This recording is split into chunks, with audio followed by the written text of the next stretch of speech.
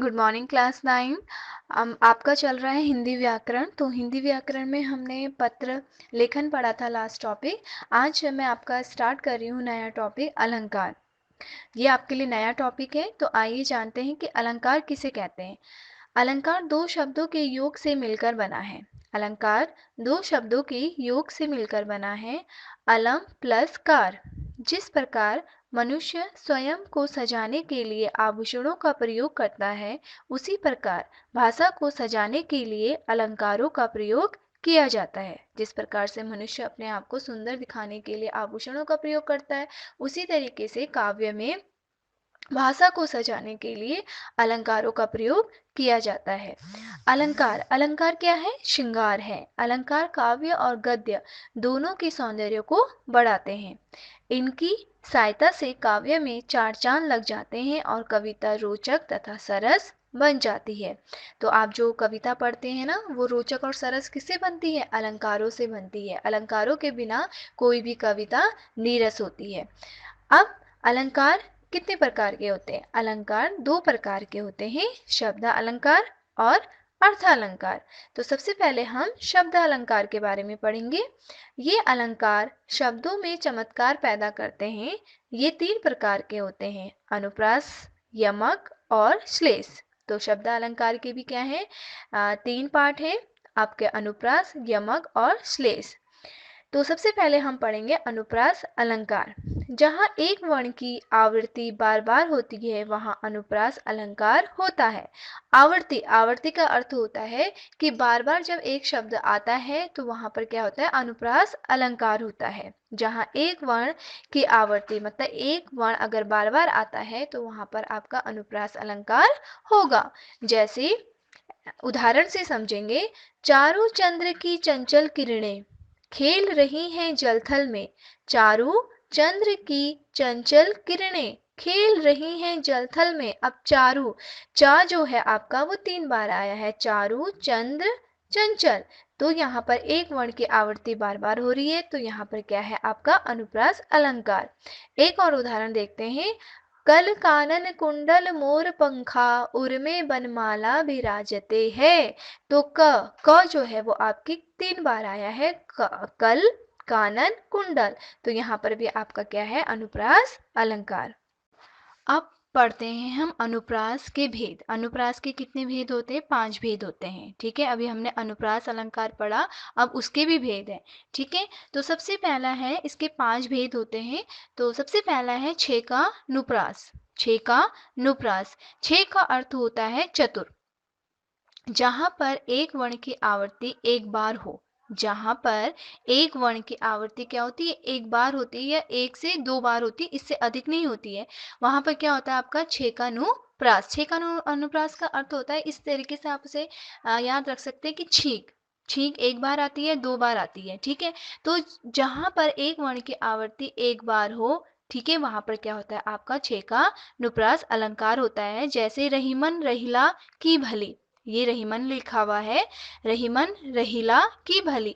तो रही रही एक या दो बार आया है, तो यहाँ पर क्या है आपका? छे का नुप्रास। अब आता है वृत्यानुप्रास। सेकंड है आपका वृत्यानुप्रास। एक से अधिक बार हो, मतलब अगर कोई वर्ण एक से अधिक बार हो, तीन या चार बार हो, वहां पर आपका वृत्यानुप्रास अलंकार होता है। जैसे तरनी तनुजा तट तमाल तरुवर बहु छाए।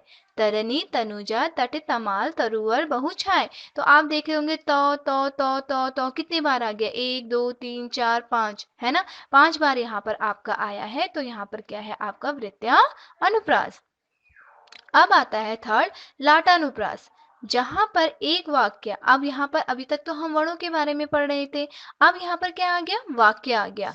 तो जहां पर एक वाक्य दो या दो से अधिक बार आए, ठीक है, जहां पर एक वाक्य दो या दो से अधिक बार आए तथा अन्यव्यय करने पर उसका अर्थ बदल जाता है, वहां पर क्या होता है? लाटानुप्रास। अभी तक हम वर्ण पढ़ रहे थे, ठीक है, अब हमारा लाटानुप्रास में वाक्य आता है। जब कोई वाक्य एक से अधिक बार आता है तो वहां पर क्या होता है? लाटानुप्रास होता है। जैसे उदाहरण से समझेंगे। हमको लिखियो है कहाँ हमको लिखायो लिखायो, हमको लिखियो है कहाँ कहन सभी लगी। ठीक है, क्या है? हमको लिखियो है कहाँ, हमको लिखियो है कहाँ, हमको लिखियो है कहाँ, कहन सब लागे। ये उस टाइम का दोहा है, ये रत्नाकर जी ने लिखा है।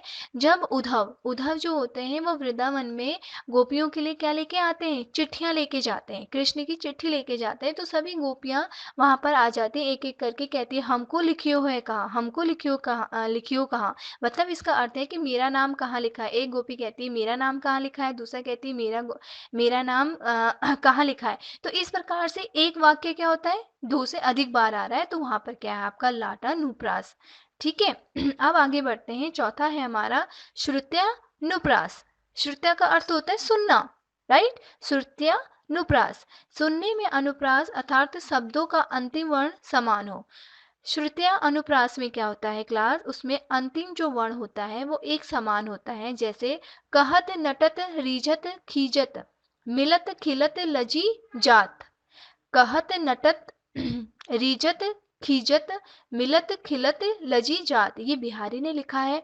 अब आप देख रहे होंगे कहत समान वर्ण है, नटत ये भी समान वर्ण है, रीझत तो लास्ट में क्या है? अंतिम वर्ण क्या आ रहा है आपका? समान वर्ण आ रहा है, तो आ रहा है। तो यहाँ पर क्या है आपका? श्रुता नुप्रास अलंकार है। अब आगे बढ़ते हैं। पांचवा जो लास्ट है आपका अनंत्या नुप्रास। अनंत्या अनुप्रास, अंत में आया हुआ अनुप्रास, अंत में आया हुआ अनुप्रास। अब देखिए जहां पंक्तियों का अंतिम वर्ण समान हो, जैसे आपका श्रुता में क्या था? वहां क्या था? वहां वर्ण क्या था? अंतिम वर्ण में क्या था? समान हो, अंतिम वर्ण समान हो। लेकिन इसमें क्या है? जहां पंक्तियों का अंतिम वर्ण समान हो। अंत्यानुप्रास में पंक्ति का अंतिम वर्ण समान होता है और श्रुता में वर्ण अंतिम वर्ण समान होता है। ठीक है, ये आपको ध्यान देना होगा। तो आइए, अंत्यानुप्रास में क्या होता है कि अंत में जहां पंक्तियों का अंतिम वर्ण क्या होता है? समान होता है। उदाहरण है नाथ शंभु धनु भजन निहारा, होए कोई एक दास तुम्हारा। नाथ शंभु धनु भजन निहारा, तो निहारा यहाँ पर क्या है? एक समान आ रहा है। यहाँ पर एक पंक्ति खत्म हो जाती है, निहारा। होए कोई एक दास तुम्हारा, तो तुम्हारा, निहारा तुम्हारा, दोनों पंक्तियों के अंतिम वर्ण क्या है? एक समान है। इसीलिए यहाँ पर कौन सा अलंकार है? अंत्या अनुप्रास। आइए अब पढ़ते हैं क्लास 9th यमक अलंकार।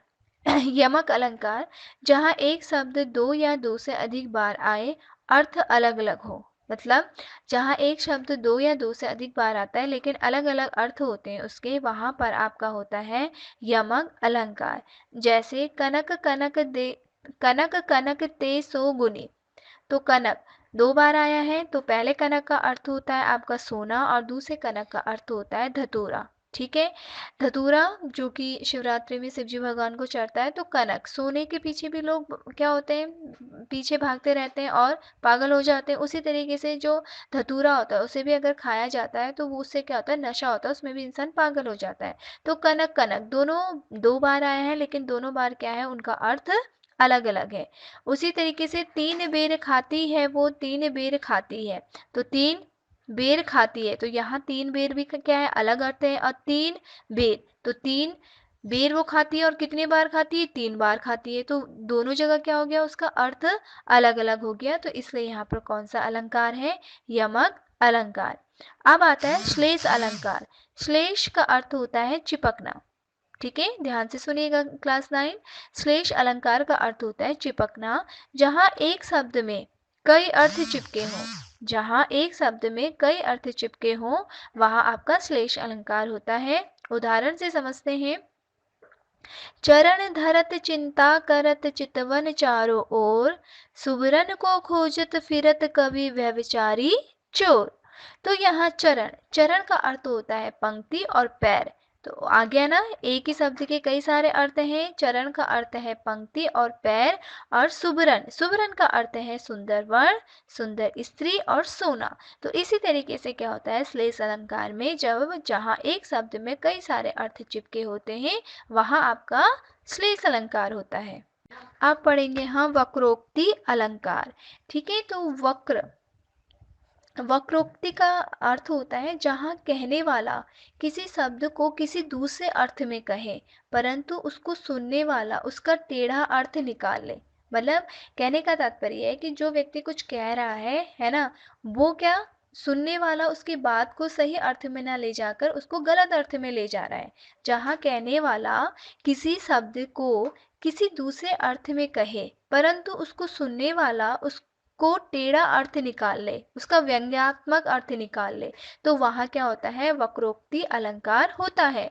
उदाहरण है, बहुत अच्छा उदाहरण है इसका, द्वार पर को प्रिय हरि तरु शाखा जा, प्रिय मधुसूदन तेरो का काम। तो ये केशव दास द्वारा पंक्ति लिखी गई है। इसमें है, देखिए इसमें आपको एक कहानी सुनाती हूँ कि श्री कृष्ण दरवाजे के बाहर खड़े हैं और यशोदा माता अंदर हैं। ठीक है, तो अंदर यशोदा माता बैठी हुई है घर के अंदर, और श्री कृष्ण आते हैं, वो दरवाजा खड़खड़ाते हैं द्वार पर को, है ना। तो वो खटखट करते हैं कृष्ण भगवान, तो यशोदा माँ कहती है कि दरवाजे पर कौन है। तो श्री कृष्ण कहते हैं प्रिय हरि, प्रिय हरि। तो प्रिय हरि का अर्थ यशोदा माँ समझती है कि कौन है, वानर है, बंदर है। तो वो क्या कहती है, तरु शाखा जा, तुम क्या हो, शाखाओं में जाओ, तुम मतलब जंगलों में जाओ, पेड़ों में जाओ। द्वार पर को श्री कृष्ण कहते हैं कि मैं हूँ प्रिय हरि। तो यशोदा माँ समझती है कि कौन है, बंदर है। तो माँ उसे क्या कहती है, तरु शाखा जा, तुम कहाँ जाओ, तुम पेड़ों पर जाओ। फिर श्री कृष्ण क्या बोलते हैं, प्रिय मधुसूदन तेरो का काम। तो श्री कृष्ण कहते नहीं नहीं, मैं वाला बंदर नहीं हूँ, वो हरि नहीं हूँ, मैं प्रिय मधुसूदन, मैं तुम्हारा क्या हूँ, मधुसूदन हूँ, तुम्हारा बच्चा हूँ। तो मधुसूदन का अर्थ भी यशोदा माँ क्या समझती है कि कोई भंवरा है। ठीक है, मधुसूदन का अर्थ भी क्या होता है, भंवरा होता है। तो वो सोचती है कि कोई भंवरा है, तो वो उससे कहती है तेरो का काम, यहाँ तेरा क्या काम है। तो यहाँ क्या है कि वो कुछ और कह रही है और श्री कृष्ण कुछ और सुन रहे हैं, है ना। तो यहाँ पर क्या है आपका वक्रोक्ति अलंकार। अब है आपका पुनरुक्ति अलंकार, जिसके नाम से स्पष्ट हो रहा है कि बार बार रिपीट करना। पुनरुक्ति अलंकार, जहाँ पर एक शब्द लगातार 2 बार आए तथा उनके अर्थ समान हो। जहाँ पर एक शब्द लगातार 2 बार आए लेकिन उनके अर्थ क्या होते हैं, समान होते हैं, वहाँ पर पुनरुक्ति अलंकार होता है। जैसे धीरे धीरे फिर बड़ा चढ़ बाल की कलियों का प्रांगण। तो यहाँ पर धीरे धीरे, धीरे धीरे का अर्थ हम लगा सकते हैं कि धीरे धीरे चलना, धीरे धीरे बोलना, धीरे धीरे लिखना, है ना। तो क्या है यहाँ पर शब्द क्या है, एक बार आया है लेकिन उनके अर्थ क्या है, समान है, इसलिए यहाँ पर कौन सा अलंकार है, पुनरुक्ति अलंकार है। अब आता है आपका अतिशयोक्ति अलंकार। अतिशयोक्ति अलंकार का अर्थ होता है बहुत बड़ा चढ़ाकर कहा जाना, बहुत बड़ा चढ़ाकर कहा जाना। ठीक है, तो अतिशयोक्ति अलंकार में क्या होता है, किसी बात को बहुत बड़ा चढ़ाकर कहा जाता है। जैसे हनुमान की पूंछ में लगन न पाई आग, लंका सारी जल गई जल गई, गए निशाचर भाग। मतलब हनुमान की पूंछ में आग भी नहीं लगी और पूरी रावण लंका क्या हो गई, जल गई, और सारे बानर क्या हो चुके थे, सॉरी सारे राक्षस जो थे वो क्या, भाग चुके थे। तो यहाँ पर क्या है, बात को बड़ा चढ़ाकर कहा गया है कि हनुमान की आग में पूंछ में आग भी नहीं लगी, और क्या हुआ कि सारे लंकेश की लंका में आग लग गई और सारे राक्षस भाग गए। तो यहाँ पर क्या है, किसी बात को बड़ा चढ़ाकर कहना, अतिशयोक्ति अलंकार। अब हम दूसरा पार्ट पढ़ते हैं अलंकार का, अर्था अलंकार। तो अर्था अलंकार क्या होता है, ये अलंकार अर्थ में सौंदर्य और चमत्कार पैदा करते हैं। ये अलंकार अर्थ में सौंदर्य और चमत्कार पैदा करते हैं। पढ़ते समय शब्द के दो दो अर्थ के विचित्र सौंदर्य के दर्शन होते हैं, और ये अलंकार 4 प्रकार के होते हैं। पहला आता है इसमें उपमा अलंकार, दूसरा रूपक, तीसरा उत्प्रेक्षा और चौथा मानवीय करण। तो अर्थ अलंकार के 4 पार्ट होते हैं, उपमा, रूपक, उत्प्रेक्षा और मानवीकरण। तो आइए सबसे पहले हम पढ़ते हैं उपमा अलंकार। उपमा अलंकार क्या होता है, 2 असमान वस्तुओं की तुलना करते हुए उसमें समानता स्थापित करना, या किसी व्यक्ति वस्तु के रूप या गुण की प्रशंसा करते हुए दूसरे व्यक्ति या वस्तु से समानता दिखाई जाए, वहाँ क्या होता है, आपका उपमा अलंकार होता है। इसमें सा, सी, से, सम आदि शब्दों का प्रयोग होता है। आपने ये चीज भी ध्यान देनी है कि जहाँ उपमा अलंकार होता है वहाँ सा, सी, से, सम आदि का प्रयोग किया जाता है। उपमा अलंकार में क्या किया जाता है बच्चों, तुलना की जाती है। ठीक है, तो सबसे पहले हम समझ लेते हैं कि उपमेय और उपमान क्या होता है इसमें। तो उपमेय उपमेय क्या होता है? जिसकी तुलना की जाए, जिसकी तुलना की जाती है उसको हम कहते हैं उपमेय। उपमान जिससे उसकी तुलना की जाए, जिससे उसकी तुलना की जाए उसे हम कहते हैं उपमान। अब इसमें एक और आता है साधारण धर्म।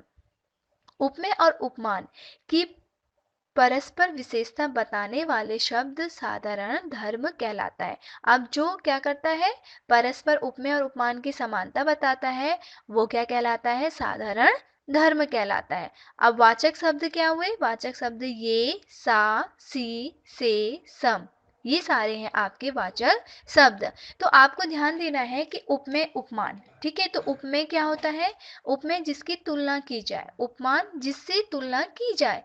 जैसे हमने कहा कि सीता का मुख चंद्रमा के समान है, सीता का मुख चंद्रमा के समान है, तो सीता क्या हो गई?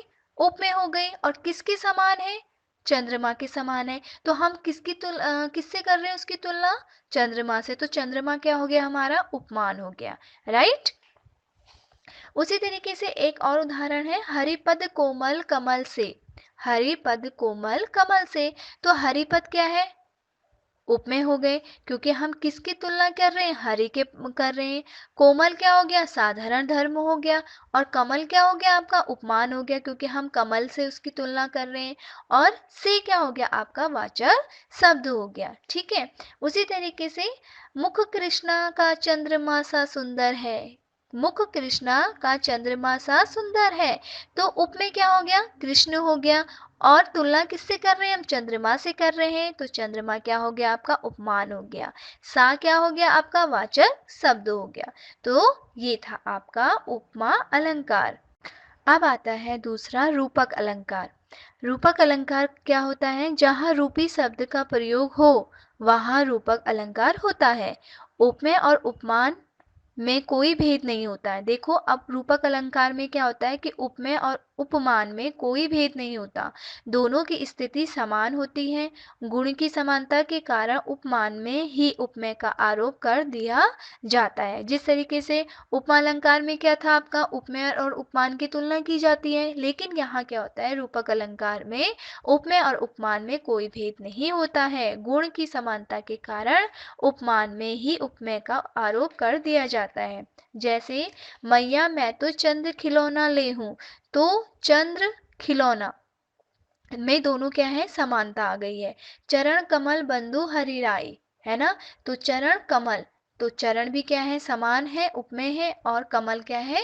आपका उपमान है। तो यहाँ दोनों में क्या है? कोई भेद नहीं है। न कृष्ण चरण में कोई भेद है और न कमल में कोई भेद है। तो रूपक अलंकार में क्या होता है? उपमेय और उपमान में कोई भेद नहीं होता है। अब आता है उत्प्रेक्षा अलंकार। उत्प्रेक्षा देखने की तीव्र तीव्र इच्छा, जहाँ उपमेय ही मानो मनहु जानू जनहु जानहु ज्यों और जैसे वाचक शब्दों द्वारा उपमान की संभावना या कल्पना हो, वहाँ उत्प्रेक्षा अलंकार होता है। उत्प्रेक्षा अलंकार में क्या होता है क्लास की? जब कोई कल्पना की जाती है या संभावना की जाती है, वहाँ उत्प्रेक्षा अलंकार होता है। और इसकी पहचान करने के लिए उत्प्रेक्षा अलंकार में ऐसे शब्द आते हैं मनहु, मानो, मनहु, जानो, जनहु, जनाहु, ज्यों, ऐसे वाचक शब्दों का प्रयोग किया जाता है और उत्प्रेक्षा अलंकार में संभावना या कल्पना की जाती है। ठीक है, जैसे मानो घर घर ना हो कोई चिड़िया घर हो। ठीक है, तो हम क्या कर रहे हैं? कल्पना कर रहे हैं, संभावना कर रहे हैं। अब मानो, मानो आया है, मानो घर ना हो कोई चिड़िया घर हो, मानो कि ये घर नहीं होता है, ऐसा लगता है जैसे कोई चिड़िया घर हो। खिला हो जूं बिजली का फूल मेघ वन बीच गुलाबी रंग। खिला हो जूं, आया ना जूं, अभी मैंने बताया कि जूं शब्दों का प्रयोग होता है। तो ये क्या है? खिला हो ऐसे जैसे बिजली का घर नहीं हो, बल्कि यहाँ क्या खिला हो? कोई गुलाबी रंग का गुलाब खिला हो। सुनत जोग लागत ऐसी जो कुरही ककरी। सुनत जोग लागत है, ऐसा लगता है तुम्हारा ये संदेश ऐसा लगता है कि जैसे क्या हो, कोई कड़वी ककड़ी हो। तो यहाँ पर क्या की जा रही है, संभावना की जा रही है। उत्प्रेक्षा अलंकार में संभावना या कल्पना की जाती है। तो जहाँ ऐसे वर्ड्स मिले आपको तो वहां पर क्या होता है, आपका उत्प्रेक्षा अलंकार। अब आता है आपका मानवीयकरण अलंकार। मानवीयकरण अलंकार, ये क्या होता है, जहाँ जड़ पदार्थ या प्राकृतिक उपादानों को मानवीय रूप दिया जाता है वहाँ मानवीयकरण अलंकार होता है। जहाँ जड़ पदार्थ या प्राकृतिक उपादानों को मानवीय रूप दिया जाता है वहाँ मानवीयकरण अलंकार होता है। जैसे मेघ आए बड़े बन ठन सवर के, है ना। तो मेघ को किसका रूप दे दिया गया है, मानव का रूप दे दिया गया है कि मेघ आए बड़े बन ठन सवर के। बन ठन सवर के कौन आता है, मनुष्य आता है। तो मेघ को क्या दे दिया आपने, एक मनुष्य के सौंदर्य का रूप दे दिया। इसलिए यहाँ पर कौन सा अलंकार हो गया, मानवीय करण का अलंकार हो गया।